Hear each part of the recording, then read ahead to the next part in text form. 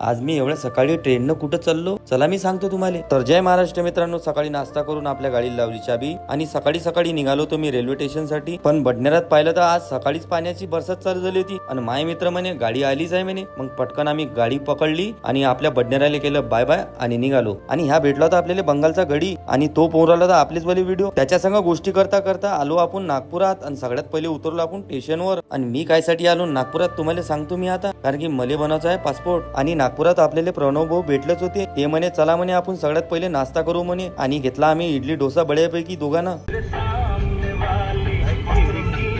मग पोचलो मी नागपूरच्या पासपोर्ट ऑफिस मध्ये, कारण की आपल्याला जायचं आहे दुबईला म्हणून पासपोर्ट बनवून राहिलो. आणि इथं पासपोर्टच्या ऑफिस मध्ये तर मला तर पुरे 2 घंटे लागले रे भाऊ. मग प्रणव भाऊ म्हणे चला म्हणे नागपुरात आलेच आहे तर म्हणे दर्शन करूनच जा म्हणे, म्हणजे महालक्ष्मीचं दर्शन म्हणजे आपली जगदंबा. मग आमचं मस्त बड्यापैकी दर्शन झालं आणि मग जात होतं आपल्याला साहिल भाऊले भेटायले. आणि ह्या एवढा माणूस खतरनाक आहे की हे ना हसू पोट दुखवलं रे भाऊ आपलं. आणि आता झाला होता आपल्याला आपल्या गावाला जायचा टाइम आणि प्रणव भाऊले केलं बाय बाय. तर आजचा ब्लॉग मी इथंच खतम करतो. भेटू उद्याच्या नवीन ब्लॉग मध्ये. फॉलो करायला विसरू नका मित्रांनो. जय महाराष्ट्र मित्रांनो.